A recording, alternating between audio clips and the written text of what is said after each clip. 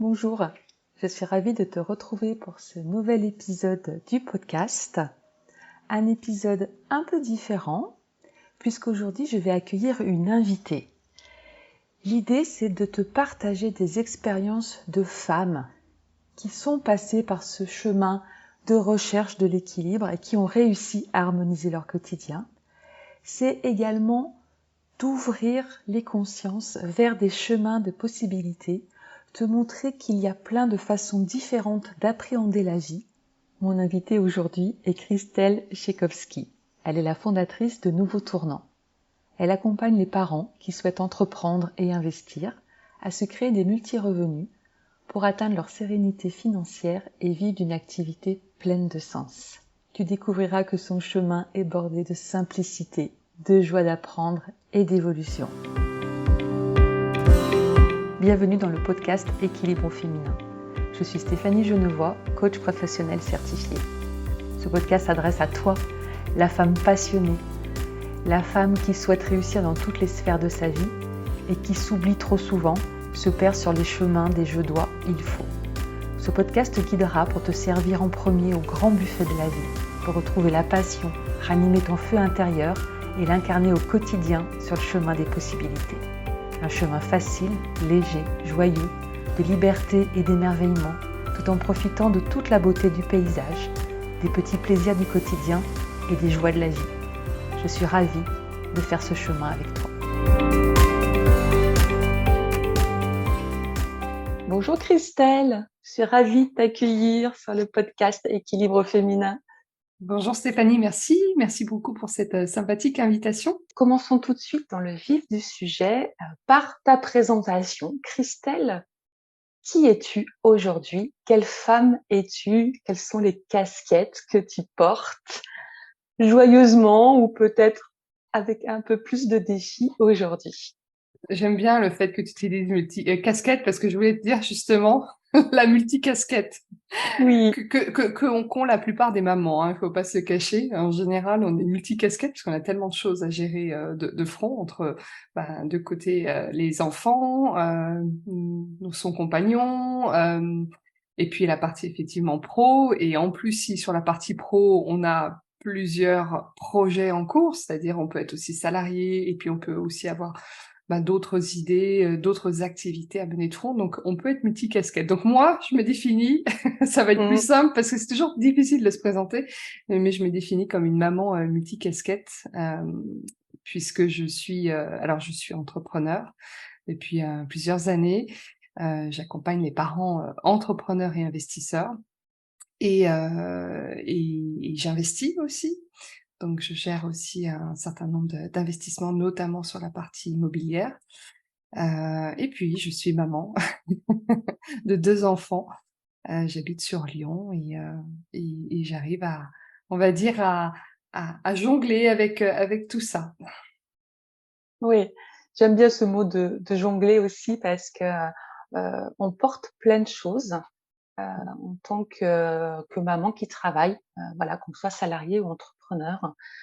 Non seulement on porte plein de choses, mais on a à cœur aussi que nos différents domaines soient harmonisés le plus possible, qu'on vive une vie qui soit riche, qui soit pleine de projets, pleine de joie, pleine de rencontres. Mais c'est pas toujours facile, hein, comme tu le disais, il peut y avoir aussi des domaines ou des espaces qui soient plus compliqués. Est-ce que dans ton parcours, tu as justement rencontré des défis pour concilier ta vie pro et ta vie perso? Je pense que j'ai toujours vécu des défis et je pense que je continuerai à en vivre encore, ça c'est sûr. Alors avant, j'étais dans la fonction publique, où je suis restée près de 13 ans et là, je me souviens très bien qu'avec des enfants en bas âge en plus, et vivant dans la région parisienne, c'était un véritable défi en fait d'arriver à jongler tout ça, à la fois mon activité, on va dire de fonctionnariat et les transports en commun parisiens, les temps de trajet qui étaient assez longs et puis mes bouts de chou en fait qui demandaient aussi, beaucoup, ce qui est normal, beaucoup de présence de leur maman donc je m'étais mis à un moment donné à temps partiel pour arriver à gérer le tout. Parce que pour moi, c'était très clairement la priorité était pour mes enfants. Je me disais très souvent: «Mes enfants sont petits, c'est du temps qu'on ne rattrapera jamais». On a quand même ce timing, hein, c'est très clairement, donc je voulais vraiment avoir ce temps, du temps pour eux. Et puis en même temps, je voulais aussi, ben, voilà, m'épanouir sur la partie, professionnelle. J'ai beaucoup aimé ce que j'ai fait, en fait, sur la partie, j'étais, cadre documentaliste dans des ministères. J'ai beaucoup, beaucoup aimé ce que je faisais, mais par contre, effectivement, il y avait aussi cette culpabilité de, bah, je m'éclate dans mon travail, mais en même temps, je suis pas là avec mes enfants et c'est d'arriver, voilà, je me souviens que c'était assez compliqué d'arriver à gérer à tout ça.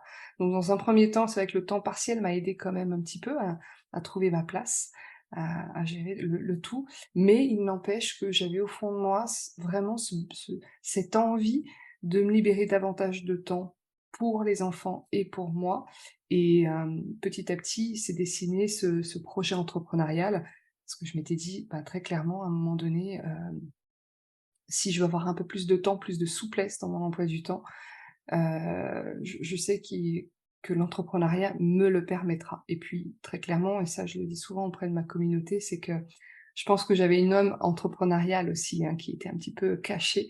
Je la voyais pas forcément parce que j'étais quand même dans le moule de la fonction publique, mais à un moment donné, je me suis vite rendu compte que je changeais très régulièrement de poste. Dès que je faisais le tour, j'avais beaucoup d'esprit on va dire d'initiative, j'étais assez autonome.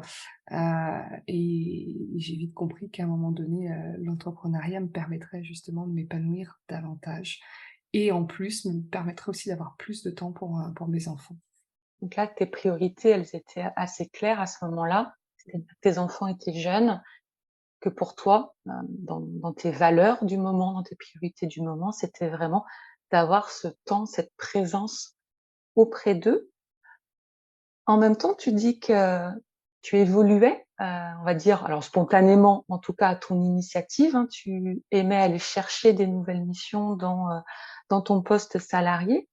Est-ce que ce mi-temps, il te permettait, justement d'avoir cet, équilibre vie pro, vie perso, d'être à la fois dans tes projets et avec tes enfants? Ouais, alors c'était pas à mi-temps du coup, c'était un temps partiel parce Ah, que c'est vrai que si ça d'accord. avait été à mi-temps, ça aurait été compliqué, très clairement. Oui, J'étais à d'accord. 80, donc le mercredi, je ne travaillais pas, j'étais avec mes enfants donc oui, au niveau en tout cas au niveau de mon activité professionnelle, ça se passait très bien. Par contre, là où ça devenait un peu plus compliqué vers la fin, c'est que j'avais ce projet entrepreneurial, mais qui était pas forcément évident à mettre en place, tout Mmh. en restant, salarié entre guillemets, enfin en tout cas fonctionnaire. Enfin je dis pas fonctionnaire, mais bref, a agent similé, fonctionnaire et c'était compliqué d'arriver à trouver, tu vois, ce temps que j'avais envie de mettre, pour ce projet entrepreneurial et à la fois de m'occuper des enfants et à la fois évidemment mon travail, hein, que je continuais à avoir. Donc là ça commençait, je me souviens, ça commençait vraiment à se compliquer. J'étais dans cette période de miracle morning, c'était la Oui. pleine tendance donc je m'étais dit: «Bon, eh bien là, si je veux me dégager du temps sur ce projet entrepreneurial, il va falloir que je le trouve et je vais le trouver quand? Je vais le trouver tôt le matin». Donc ça, j'ai fait ça pendant j'arrive plus à me souvenir, mais peut-être pendant 2 3 mois. Je me levais très tôt le matin, avant que les enfants soient réveillés et je bossais sur mon projet, même le week-end. Mais ça a été assez compliqué, assez fatigant et je me suis vite rendu compte qu'à un moment donné, là, je m'essoufflais. J'avais plus assez d'énergie aussi pour tenir le cap. Donc Miracle Morning, ça a pas été forcément concluant pour moi. Oui, en tout cas, tu as testé. Pour celles qui connaissent pas, donc Miracle Morning, en fait, c'est tiré d'un livre de Hal Herold, un Américain qui a, conçu, voilà, une routine du matin que lui préconise de commencer très tôt, à 5 heures ou 5:30, vraiment avant que le monde soit réveillé, en gros. Et cette routine contient 6 exercices, en fait 6 pratiques, qui permettent d'avoir de l'énergie, d'avoir un mindset, et puis effectivement de réfléchir à ses projets. Mmh. C'est vraiment, intéressant ce que tu viens de partager, parce qu'effectivement, quand on parle de concilier vie pro et vie perso, on se dit: «C'est le travail et les enfants», Mmh. et du coup, on est dans quelque chose de binaire et c'est comme si, bah, mon temps était partagé entre le travail et les enfants. Je prends quand même peut-être quelques heures pour dormir et puis pour manger, mais le reste, c'est vraiment consacré à ces 2 pôles et que dès qu'il y a les autres sphères de vie, qui deviennent, qui commencent à nous titiller, tiens, cette sphère entrepreneuriale ou ça peut être aussi une sphère, bénévole éventuellement, enfin les autres sphères, on sait pas forcément où les mettre. C'est-à-dire que, est-ce que tu l'as vécu à ce moment-là comme quelque chose qui se faisait au détriment? C'est-à-dire, est-ce que forcément ça allait prendre du temps sur le travail ou ça allait prendre du temps sur les enfants et tu as choisi finalement de prendre du temps sur ton sommeil? Oui, bah, ça a été au détriment de mon sommeil, très clairement. Ça a été au détriment de moi. Quand je Mmh, t'entendais, je me dis: «Beh, c'était à mon détriment à moi, au niveau de mon corps, de mon énergie, de mon bien-être mental, on va dire aussi. C'était à mon détriment». Mmh. mmh. Bah, c'est là qu'on voit, hein, ce que tu as dit, c'est tu as tenu 2-3 mois et Mmh. puis après, tu as vu que c'était plus possible, ensuite, bah, de tenir, le reste de tes engagements, hein, d'être, Exactement, ouais. vraiment une maman sereine avec tes enfants, les mercredis. En tout cas, j'ai aimé quand tu dis, «J'étais à 80 et ça se passait bien», parce que pour l'avoir vécu, moi, j'ai eu un 80 donc congé parental, pour mes 2 premiers, ça allait. Pour mon troisième enfant, clairement, en fait, ça a pas du tout fonctionné. C'est-à-dire que ma charge de travail est restée la même, mais sur 4 jours. Donc j'étais encore plus en tension au travail et le mercredi que j'aurais voulu passer avec mon bébé et tout, et ben, en fait, c'était comme ça à l'époque, hein, où tout mon mercredi était rempli déjà par les aînés, en fait. Les activités de ma fille, les activités de mon deuxième et puis, ben, en fait, le bébé, je faisais que le prendre dans son siège, le mettre dans la voiture, transporter, le sortir du siège. Là, on avait un petit quart d'heure et puis je repartais chercher et machin. Et je faisais des conduites tout le mercredi et j'étais épuisée. Donc, c'est vraiment important aussi de voir si ces temps-là, voilà, vraiment sont de qualité et répondent aux attentes. Donc là, on voit comment ce projet entrepreneurial s'est mis en place, comment ce que tu as mis en place au début pour faire un petit peu de place. Et puis au bout de 2-3 mois, tu vois que ce temps le matin fonctionne pas. Qu'est-ce qui s'est passé ensuite? Et ce qui s'est passé ensuite, ben, la vie, elle nous présente, exactement ce sur quoi enfin, nous présente en tout cas des belles opportunités et ce qui s'est passé, c'est que mon mari a eu cette opportunité professionnelle pour partir, pour quitter Paris, pour, rejoindre Lyon et moi, ça nécessitait par contre de démissionner de mon travail. Donc c'est ce que j'ai fait. On est arrivé à Lyon. À ce moment-là, j'ai eu quelques semaines, quelques mois, je dirais quand même, où, ben, j'ai repris mes marques, hein, gérer le déménagement, et l'emménagement, la scolarité des écoles des enfants et cetera et voilà, là, j'ai eu beaucoup plus de temps, du coup, forcément aussi pour, ce projet entrepreneurial, mais j'étais pas encore totalement prête. Donc ce qui s'est passé, c'est qu'entre temps, j'ai retrouvé quand même un travail sur Lyon. Ça a été une opportunité qu'on m'a proposée. Bon, bah, j'y suis restée, pendant 2 ans et à la fin de ces 2 ans, par contre, là, c'était la fin de ce contrat et là, pour moi, j'étais mûre, en fait. J'étais enfin Mmh. prête pour vraiment me lancer dans l'entrepreneuriat et je le suis depuis, hein. C'était en 2017, donc maintenant ça remonte à un petit moment Mmh. et ce qui s'est passé aussi, ce que j'ai oublié de dire, c'est que sur cette phase-là de 2 ans, je me suis dit aussi j'ai perçu aussi la nécessité de préparer encore plus ce saut dans l'entrepreneuriat parce que là, pour moi, c'était une évidence absolue. Tu vois? Ça a vraiment été un cheminement, hein. C'est-à-dire, je suis pas devenue entrepreneur du jour au lendemain. Ça a été vraiment ouais, ça s'est fait petit à petit et et ce qui s'est passé, c'est que je me suis dit: «OK, je Christelle, tu veux te lancer dans l'entrepreneuriat, par contre, ça serait bien aussi que tu puisses te dégager d'autres sources de revenus à côté, qui puissent on va dire, te conforter quand tu seras entrepreneur, que tu aies déjà cette source de revenus qui arrive, en fait. Puisque tu n'auras plus, à part le chômage pendant un petit moment, mais après tu n'auras plus de source de revenus que celle sur la partie entrepreneuriale et on sait très bien que lorsqu'on devient entrepreneur, bah, on n'a pas forcément, surtout dans les débuts, on n'a pas forcément de quoi se rémunérer ou en tout cas c'est fluctuant donc voilà, il faut un petit temps de rodage et je voulais pas avoir de pression financière quand je me lançais Donc ce qui s'est passé, c'est que pendant ces 2 ans, j'ai lancé aussi des investissements locatifs, ou en tout cas relancé, parce que je l'avais déjà fait un peu sur Paris. Mais là, à Lyon, j'ai relancé plusieurs investissements locatifs, j'en ai fait 4 hein, au total. Et ce qui m'a permis là vraiment de me dégager des revenus locatifs, de me dégager vraiment cette source de revenus régulière, ces rentes en fait. Et c'est vrai que ça a été beaucoup plus soutenant pour moi après, quand je me suis lancée dans l'entrepreneuriat, de me dire: «OK, maintenant j'ai ça, j'ai aussi le chômage pendant un petit moment, donc là, ça va être beaucoup plus facile de me lancer, plus sereinement». Et du coup, où c'est que tu trouvais le temps de te consacrer donc, à ce projet-là aussi de revenus locatifs? Puisque tu nous dis que, bah, tu avais Oui. à nouveau un emploi à temps Mmh. plein ou à temps partiel? Et c'était encore à temps partiel, parce que ça, je l'avais négocié. Ça, c'était très bien parce que, tu vois, pourtant mes enfants là étaient plus grands, mon fils était en école maternelle en moyenne section et ma fille était en CP. Donc là, tu vois, typiquement, j'aurais pu me dire: «Bon, bah, Christelle, hein, on Ça reste arrête». petit encore. Ça reste petit, mais tu vois, les tout petits bouts de chou, là, Mmh.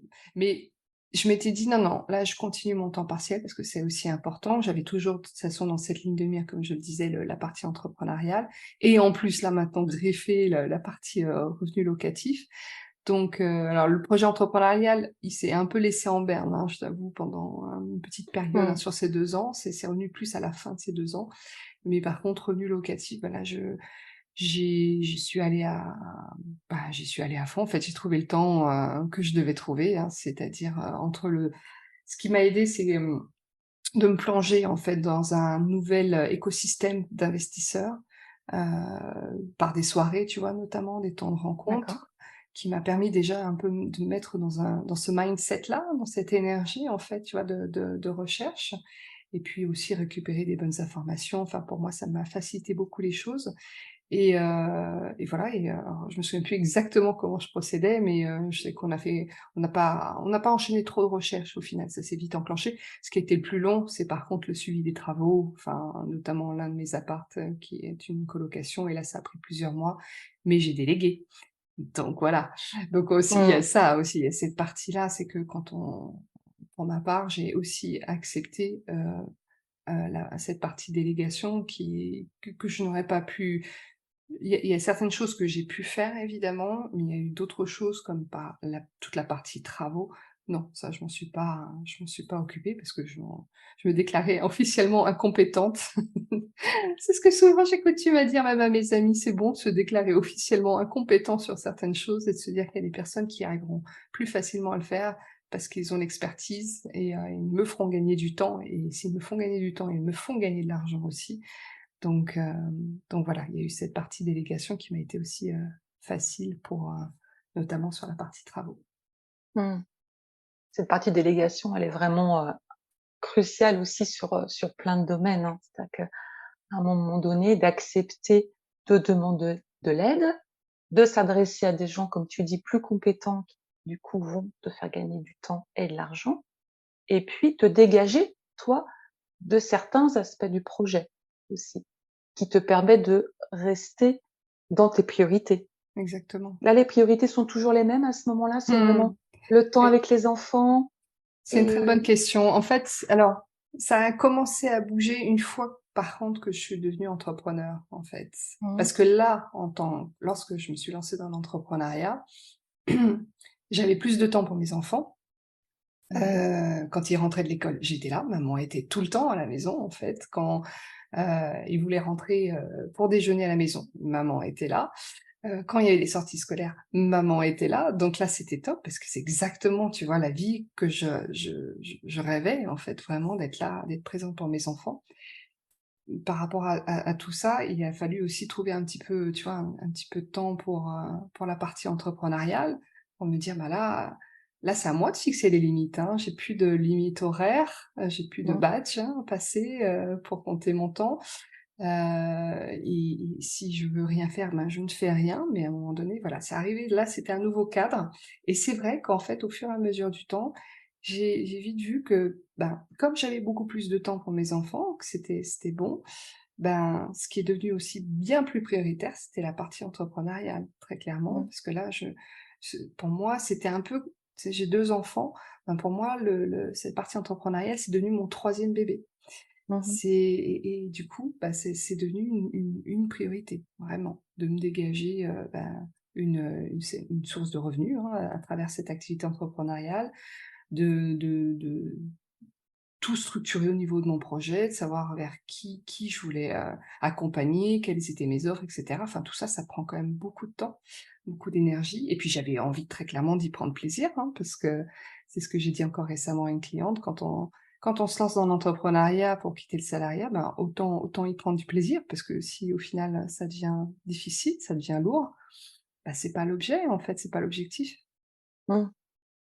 Du plaisir et puis, comme tu le disais aussi dans ton post précédemment, cette appétence que tu as aussi pour, les nouvelles connaissances, aller explorer, Mmh, des nouveaux terrains de jeu, c'est ça. heu, donc ça te nourrissait aussi Ah oui, l'entrepreneuriat. très clairement, ouais.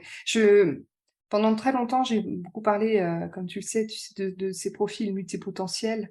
Donc multipotentiels, on va parler de personnes qui ont plein de centres d'intérêt, en fait, et qui vont avoir des difficultés à s'intéresser qu'à un sujet en particulier.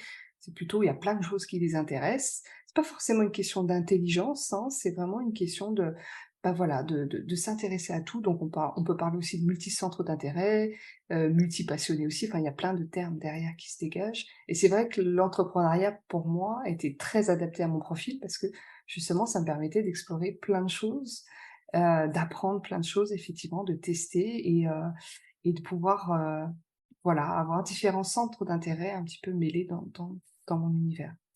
Mmh.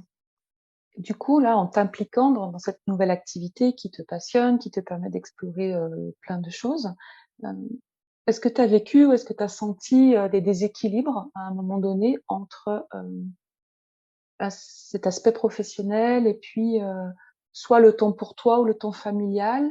Mmh. Oui, oui, je pense qu'il y a eu très souvent des moments de culpabilité en fait, de se dire: «Bon bah». Il y a des fois, tu sais, tu te retrouves à travailler, tes enfants sont là, sont rentrés de l'école, une fois que le goûter est fait, Mmh. mais je suis pas disponible pleinement pour eux parce que du coup, j'ai aussi envie de travailler sur mon projet. Je mets pas de limite en fait parce que, bah, forcément, j'ai encore d'autres choses à explorer et cetera. Donc, tu vois, il y a ce côté où ah, je suis pas là maintenant ça y est, je suis devenue entrepreneur, je suis devenue maman entrepreneur. Je l'ai fait pour mes enfants, mais au final, je sais pas si je leur consacre assez de temps, tu vois? C'est ce jamais assez. Est-ce que je suis assez? Est-ce que je suis une Mmh. assez bonne maman? Est-ce que je leur donne assez de temps? Et puis de l'autre côté, sur mon projet entrepreneurial, est-ce que je donne assez de mon temps, assez de mon énergie aussi sur ce projet? Donc c'est arrivé c'est pas facile d'arriver à trouver, tu vois, le les bons curseurs, le bon équilibre. Ça a été pendant un bon moment assez compliqué, puis tant que tu arrives pas en plus à te générer une vraie source de revenus, bah, tu as encore plus cette culpabilité-là, tu vois? De dire: «Bah, Mmh. ouais, j'en fais peut-être pas assez» et puis de l'autre, j'ai l'impression, là, les enfants sont à côté, puis je suis sur mon ordi et je suis pas là non plus pour eux, donc il y a quelque Mmh. chose qui va pas. Il y a un Ah oui, tiraillement du clairement. coup Ouais, entre ces 2 priorités qui sont, c'est ça. tellement importantes. Les 2 pour toi, il y a pas même Mmh. pas question de faire un choix. Les 2 sont essentiels pour toi Mmh. et Et en fait, à un heu, moment donné, ce que j'ai il y a vraiment une phase d'acceptation qui m'a beaucoup aidée par la suite. Cette phase d'acceptation, c'est de se dire: un, ben, je serai jamais forcément la super maman.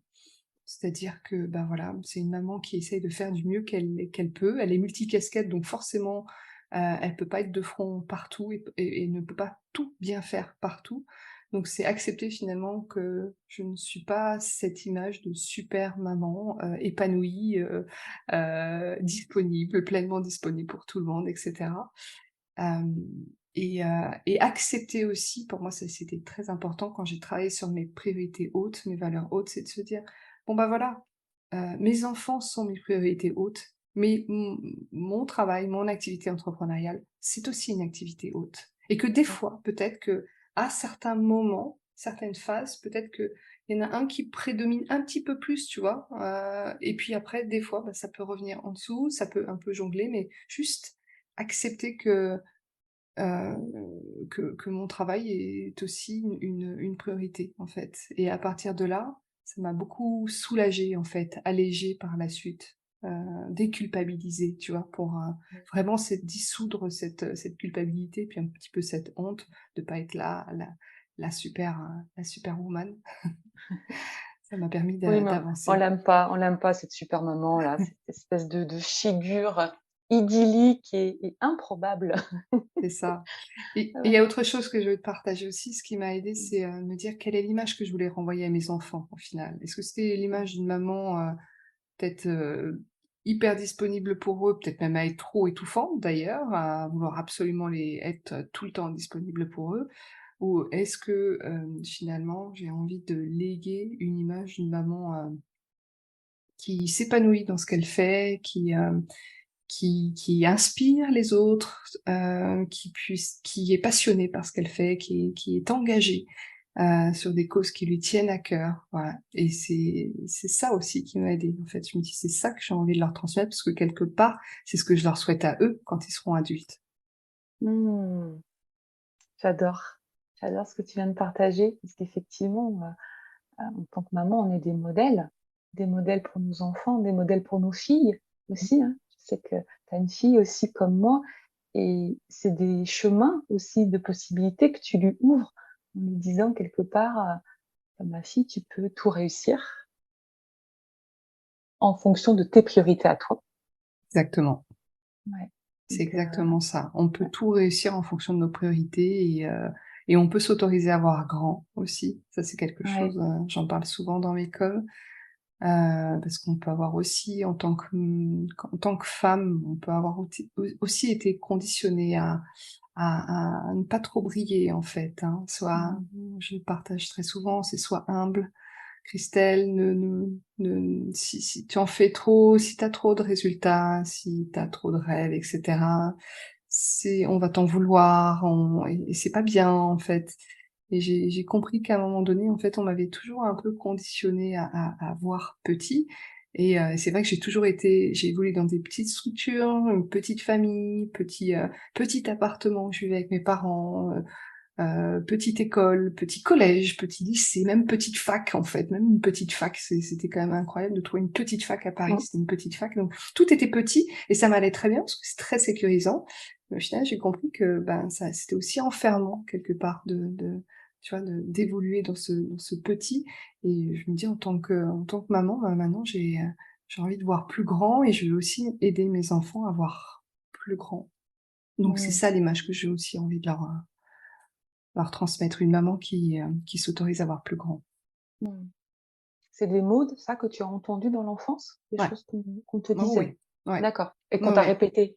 Oui, Ouais, très d'accord, donc souvent. c'était ancré Très. très fort en toi ça. D'accord et qu'est-ce qui a fait que tu as pu, hem, sortir? Il y avait toujours eu, en fait, cette petite étincelle qui demandait qu'à sortir de la boîte? Mmh. Peut-être, je sais c'est vraiment venu au fur et à mesure, en fait. Moi, au départ, j'avais quand même quelque chose on va dire un rêve assez modeste, hein, c'est, avoir plus de temps pour mes enfants et heu et pour voyager aussi, parce que j'adore voyager. Donc avoir juste cette possibilité, hein, d'avoir plus de souplesse dans mon emploi du temps pour avoir du temps pour mes enfants et pour voyager. Au départ, c'était ça, en fait. Quand on te demandait des rêves, c'était ça. Donc c'était pas Ouais, extraordinaire, mais pour moi, c'était ça. Puis en peut fait, au fur déjà être un rêve beaucoup plus grand que la plupart des rêves. C'est ça. Va avoir Et non, certaines mais personnes. tu vois, tu peux avoir Ouais, certaines personnes qui peuvent s'imaginer sur une scène avec un micro au palais des congrès et se mettre à chanter, par exemple, ou autre. Bah, c'était vraiment pas ça, en fait. C'est quelque chose d'assez simple. Mais en fait, au fur et à mesure, du coup, beh, aussi parce que j'ai franchi les étapes et aussi parce qu'au fur et mmh, à mesure, bah, je me suis dit: «Ah bah, ça y est, tu vois, tu as plus de temps pour tes enfants. Bah, ça y est, regarde, au niveau des voyages, tu continues, pour autant en faire, puis en refaire». Je suis partie L'un des voyages que je voulais faire absolument avec mes enfants, c'était la Polynésie, bah, c'est fait. Donc tu vois, en fait, au fur et à mesure, tu te dis: «Bon, bah, c'est fait, donc what next, en fait? Qu'est-ce que tu» et en fait, au fur et à mesure, je me suis dit: «Mais en fait, ouais, tu peux t'imaginer avoir encore plus grand petit à petit». Enfin, ça se dessine. C'est pas une injonction, tu vois, de se dire: «Il faut mmh, absolument», ça se fait vraiment naturellement et c'est vrai que maintenant Heu, je continue toujours avec ces rêves, mais je sais pas comment te dire, à voir ça dans une autre, encore une dimension encore plus grande. Oui, c'est ça, c'est que le rêve, ce que j'entends, c'est que le rêve, il s'est élargi Ouais, au c'est fur et à élargi, c'est mesure ça. que Mmh, tu posais des actions, que tu avais, aussi des réussites, en tout cas dans co à la mesure de ce que tu entendais, ça fonctionnait, ça marchait. Ça y est, je l'ai éteint. Du coup, comment, bah, j'agrandis mon rêve? Comment je l'élargis et il grandit avec moi?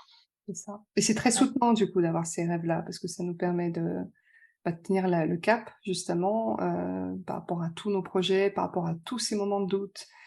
Combien on peut avoir de moments de doute, hein, quand on est parent, qu'on cherche justement à entreprendre notamment, à avoir des projets, d'investissement ou autres. On est toujours tiraillé, on a toujours cette peur, cette inquiétude mais d'être connecté justement à ses rêves, et à s'autoriser à et faire évoluer aussi ses rêves, pour moi, ça a été très soutenant. Mmh. Je trouve aussi que ce que tu nous partages là, c'est le fait que ton rêve de départ, tu dis qu'il était petit rêve, hein, il me semble que c'est ce que tu as dit un petit Accessible en peu, tout cas. accessible. Voilà, un rêve accessible, petit à petit tu l'as élargi. Je trouve que c'est une bonne, possibilité aussi que tu proposes là, par rapport à ce qu'on peut voir sur les réseaux sociaux, sur des grosses réussites avec des gens comme tu dis qui ont des grands rêves et puis on se dit: «Ben non, mais moi j'ai pas ce grand rêve-là. Moi je veux juste être bien avec ma famille» et voilà et puis là vous ajoutez, vous qui nous écoutez, vos rêves à vous et en fait c'est très bien aussi. Il y a pas de comparaison, il y a pas d'ordre de valeur dans les rêves, de grands ou de petits rêves. Il y a vos rêves qui sont tout à fait légitimes, heu et qui peuvent grandir au fur et à mesure du chemin, en fait. Donc voilà. Exactement. C'est pas parce qu'on n'a pas un espèce de rêve extraordinaire, que tout le monde se dit: «Waouh!» non, c'est pas forcément ça qui va vous assurer une vie vibrante, une vie pleine de sens. Mmh, C'est aussi, voilà, de faire ces actions, de se rendre compte que, bah, je réussis, tiens, comme tu dis, next, qu'est-ce qu'il y a encore derrière? mmh Qu'est-ce que mh. je peux aller chercher, explorer, m'autoriser? Et il y a plein de choses, en fait. Il y a plein Ouais. d'opportunités parce qu'en fait, plus on s'autorise à évoluer de cette façon-là, plus la vie nous présente exactement ce qu'il faut, en fait. C'est Mmh. ça qui est extraordinaire. Je n'imaginais jamais vivre la vie actuellement que j'ai. C'est juste, incroyable. Ouais, parce que tu as ouvert ça, tu as ouvert ces possibilités et du coup, tu as pu voir aussi les opportunités qui étaient devant toi. Exactement. J'ai envie de te poser une question par rapport à ton propre bien-être, à ton ressourcement. Qu'est-ce qui te fait du bien, au quotidien ou bah, de façon concrète? Comment tu te ressources, au travers ces différents engagements? Mmh. Alors, je sais que moi aussi, l'une de mes priorités, c'est apprendre, en fait. Alors quand je dis priorité ou valeur, mais en tout cas, j'ai celle de liée à l'apprentissage. J'adore apprendre, je me nourris en apprenant. C'est un vrai plaisir. On me donnerait, tu vois, une formation en ligne pour une soirée, où j'aurais rien à faire pour une soirée, puis on me dit: «Regarde, tu as une formation en ligne sur tel sujet», évidemment qui m'intéresse et moi je savoure, en fait, je le prends comme un cadeau donc je sais que j'ai besoin de nourrir cette valeur de l'apprentissage parce que là, du coup, ben, ça me permet de m'épanouir, davantage. Qu'est-ce que j'aime d'autre? Le voyage, le mouvement, en fait, Mmh. d'une façon générale, l'exploration. Tu vois, on parlait finalement ça en lien avec ce que je viens de te dire, en fait, tu vois, la partie apprentissage, on est sur l'exploration, bah, c'est pareil, c'est du coup l'exploration géographique aussi, pouvoir, bah, découvrir, bouger régulièrement, c'est ce que je fais, actuellement. Je bouge pas mal donc voilà, ces déplacements me nourrissent aussi beaucoup. Explorer, aussi avec d'autres personnes, tu vois? Faire des rencontres, ça m'élève aussi beaucoup. Et puis, et explorer la partie culinaire aussi. Ah! C'est cette partie-là, je suis de Lyon comme tu le sais, donc et à Lyon, on est bien lotis en termes de restauration, donc avoir des moments de pause, tu vois? Des moments de déjeuner, ça c'est quelque chose que j'avais mis en place assez rapidement quand je suis devenue entrepreneur, même avant quand même, mais encore plus quand j'étais entrepreneur, c'est de se donner un cadre, hein, dans ces journées et je m'étais dit: «Ben, qu'est-ce qui te ferait plaisir?» et en plus qui te permettrait à avancer dans tes journées, à te structurer mieux parce que je sais très clairement que si j'ai un déjeuner qui est prévu à 12h30 avec une amie, le matin, je vais faire tout ce qu'il faut pour du coup, bien me donner en fait, hein, être bien productif parce que je sais que j'ai un temps qui est alloué, qui est assez, limité et me récompenser par, ce déjeuner avec une amie ou des amis et donc ça, c'est quelque chose que voilà, que je mets en place, chaque semaine. Chaque semaine, j'ai des déjeuners, Ouais. j'ai besoin aussi de ces moments-là.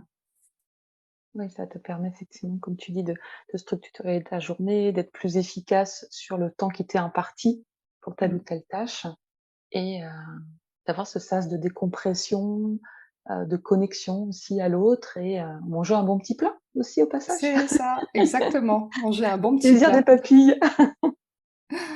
C'est ça. C'est vraiment, tu vois, cultiver ce plaisir, en fait, qui peut Mmh. s'intégrer dans plein de domaines, plein de sujets et même, tu vois, en se formant, comme je disais, j'ai ce plaisir de d'apprendre, en fait, donc je sais que tous ces points-là me font plaisir, donc et du coup, si ça me fait plaisir, c'est que ça me nourrit. Mmh. Merci pour ces partages, Christelle. En conclusion, j'ai envie de te demander qu'est-ce qui te tient à cœur Mmh. aujourd'hui? En tant que femme, en tant que professionnelle, en tant que maman, un peu tout ça à la fois? Hem, En fait, ce qui me tient à cœur et ça, je l'ai conscientisé il y a pas très, très longtemps, c'est toute la partie éducation financière.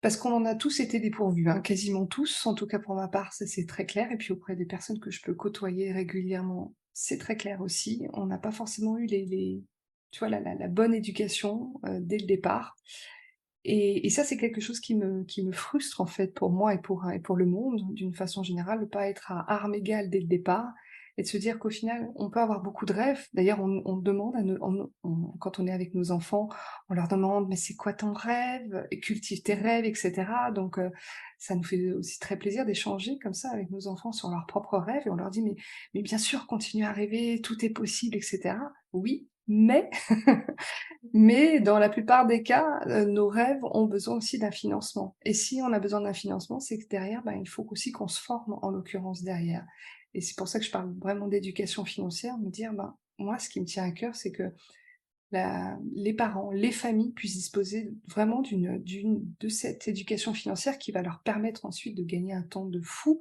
pour la suite, pour leurs projets, pour leurs rêves, qu'ils puissent, voilà, se dire: «Oui, c'est tout à fait possible», tu vois? De vivre vraiment dans cette sérénité financière et c'est ce qui me tient voilà, le plus à cœur. C'est de moi-même, j'en ai souffert, tu vois? Moi-même, j'ai pas eu vraiment cette éducation financière. Quand j'ai commencé à investir à la première fois à 25 ans, je savais rien, je suis vraiment allée un peu à l'arrache. J'avais pas de parents investisseurs, pas de parents entrepreneurs, donc j'ai appris sur le tas. J'ai fait des erreurs, j'ai perdu du temps aussi, beaucoup de temps et je me dis: «Mais mon Dieu, si j'avais su ça plus tôt, si j'avais été, et c'est pas un reproche, hein, vis-à-vis de mes parents, je pense que c'est de toute façon, c'est d'une façon générale, hein, même mes parents n'en ont pas bénéficié. Mais c'est, tu vois, d'une façon générale, me dire: «Bon, bah, tous on peut» l'école, je sais que là, petit à petit, le ministère de l'Éducation, nationale commence aussi à se préoccuper de tous ces sujets autour de l'éducation financière. Nous les parents, si comme j'accompagne des parents et je leur transmets du mieux que je peux aussi cette éducation financière, me dire que petit à petit, ben, voilà, on avance vers un monde où on peut se dire que, tout nous est possible, que tous nos rêves, peuvent aussi se réaliser parce que financement derrière, voilà. Oui, et puis tu me parlais tout à l'heure aussi de transmission d'un modèle à nos enfants, Mmh mh. à tes enfants. Donc cette éducation aussi que les adultes, les parents vont acquérir, c'est des nouveaux modèles aussi qu'ils vont construire pour leurs propres enfants. Donc c'est vraiment des graines pour l'avenir qui sont semées. C'est ça, exactement et je Ouais. parle évidemment d'éducation financière, mais derrière, il y a aussi toute la partie évidemment importante, en termes de dev perso, hein, développement personnel et Mmh. notamment pour nos enfants. Enfin ça c'est évident, hein, quand je parle d'éducation financière, il y a pas que ça, hein, on est bien d'accord. Mais voilà, ouais, en tout cas pour ma part, c'est ce qui me tient le plus à cœur, vraiment de transmettre, toute, ouais, toute cette partie, éducation financière qui peut vraiment être, qui peut vraiment changer, qui peut vraiment donner une belle différence ensuite sur son parcours de vie. Ouais, c'est vraiment un levier en fait, ensuite dans les différentes, Mmh. sphères de sa vie, ça devient un levier porteur pour tous ses projets. Et pour tout le monde en fait, quel qu'il soit en Ouais. fait. Je crois en l'égalité des chances en fait. Mmh. Mmh. Merci beaucoup Christelle pour tout ce que tu nous as partagé. Merci Heu, Stéphanie. oui, alors tu as une actualité là qui s'en vient, très bientôt, donc dans quelques jours là, si vous écoutez le podcast à sa sortie, vous avez raison, c'est le bon moment parce que vous allez pouvoir, du coup, participer, suivre l'invitation, de Christelle. Quelle est cette invitation? Eh bien, l'invitation, c'est pour rejoindre, mon challenge offert. C'est le tout premier challenge multi-revenus qui a lieu du 3 au 6 juillet, donc c'est tout bientôt et Ouais, donc c'est vraiment un événement, particulier parce que là, moi, je suis une femme de challenge. Je sais que quand j'ai des challenges qui se présentent à moi ou que je me crée moi-même, hein, j'avance encore plus. Donc là, j'avais cette envie, en fait, de proposer un challenge auprès de ma communauté, tout ce public qui me suit pour, voilà, pour booster justement, pour être dans cette optique de diversification de revenus. Tout comme moi, j'ai réussi à en mettre jusqu'à une dizaine, hein, de revenus, de se dire: «Bon, bah, voilà, ça c'est possible» et ce challenge justement, nous invite à nous mettre en mouvement dans cette direction-là. ouais. Donc bien sûr, ben, si ça vous intéresse et vraiment je vous invite à aller participer à ce challenge qui est complètement gratuit, hein, c'est ça, Exactement, hein, donc tout à fait. vraiment pour commencer à acquérir, ben, des premières connaissances, à commencer à vous sensibiliser, par rapport à cette question des multi-revenus. Qu'est-ce que c'est? Qu'est-ce que ça veut dire? Pourquoi c'est aussi pour vous? Et comment c'est possible? Toutes les infos sont sur ton site, Nouveau Tournant? Alors, oui, sur mon site ou alors vous les retrouverez plus particulièrement sur mes blogs, mes réseaux sociaux, Facebook et Instagram, Christelle Chetkoski. Je pense que tu mettras du Je vais coup l'écrire. parce que le nom est juste, infernal. Voilà et sinon vous avez effectivement mon blog nouveautournant.fr que vous pouvez suivre. De toute façon, ça d'une façon générale pour suivre un petit peu C'est mes ça. actualités. Exactement. Là, le blog, l'actualité, si vous écoutez ce podcast aussi plus Mmh. tard et que le challenge est passé, eh ben, allez sur le blog nouveautournant.fr. Il peut y avoir peut-être à nouveau un challenge ou autre chose. Et là, vous retrouverez vraiment l'actualité Beh, de c'est vrai que Christelle. j'organise, comme tu le sais, des week-ends notamment, enfin, week-end Oui, éducation financière. Je sais que j'en organiserai un de nouveau à l'automne sur Lyon, donc oui, effectivement, suivez-moi aussi sur nouveautournant.fr, c'est plus facile à retenir et puis, vous serez au fait, de toutes les actus. et puis je vous mets tous les liens de Christelle dans la description du podcast. Merci beaucoup Christelle pour ta présence, pour tous tes partages avec cœur. Merci à vous tous qui nous avez écoutés. Si vous avez trouvé de la valeur dans ce podcast, ben, je vous invite à mettre 5 étoiles, que ce soit sur Spotify, sur Apple Podcast ou autre. Vous avez aussi la zone commentaire sur Spotify ou sur mon blog pour me dire qu'est-ce que vous retenez dans les partages de Christelle, quelle est la petite pépite qui vous a plu, qui a fait pétiller quelque chose en vous. Et puis bien sûr, partagez aussi autour de vous à des parents, à des amis qui auraient besoin de grandir un petit peu aussi dans cette connaissance de soi, cette éducation financière. Merci de votre écoute.